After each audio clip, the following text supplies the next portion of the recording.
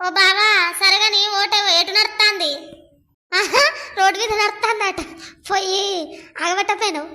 ఏ ఊకో సరేగాని ఎటు నడుస్తుంది ఎటేసి వచ్చినావు జర చెప్పరాదు. ఎవరికి ఎటు ఓట్లు పడతానే చెప్పు, సర్పంచ్ ఎవరు అవుతారో. ఎటు నడుతుందంటే ఇక జనాలు ఏం చేస్తారు, ఎవరినో ఒకరిని ముంచుతారో అయిపోయి చెడగొడతారు. గదే నడుతుంది. ఓట్లు లెక్కింపైనాక తెలుస్తాయి కానీ ఎడిదాను మంచిదాను నాకెట్ట తెలుస్తుంది అవల మొక్కం దాన. ఇది ఎడ్డిదానంలో మంచిదానంలో ఏం అర్థం కాదు, కచ్చర పిచ్చర మొక్కంది. ఇక ఓట్లకు జోరుదారుగా భోజనాలు పెడతాను, అన్ని చేస్తాను. ఇక పాట అయితే గెలుస్తుంది కావచ్చు. కానీ నిన్న పాయవలో పాటోళ్ళు మంచిగా ఇక ఉంగరం గుర్తో ఏదోనట మటన్ కూర పెట్టిలు కమ్మగా ఉన్నాయి. ఓట్లు అయిపోతే మళ్ళీ మటన్ కూర దొరకదని ఇంత గిన్నెలో తెచ్చి ఫ్రిడ్జ్లో పెట్టిన ఏచ పెట్టుకొని అత్త తిందు బా. ఓ నా పెళ్ళ గిద్ది చలికాలదా అయిందా పాప. అబ్బా మటన్ కూర ఓట్లు అయిపోతాని అంటే నాకు బాధ అనిపిస్తుంది. గిట్ల మటన్ కూర పెట్టేటోళ్ళు ఎవరు కావాలి రోజు రోజు రోడ్డు మీద. అబ్బా కమ్మగా తినుడు తాగుడు మంచిగా ఉండే.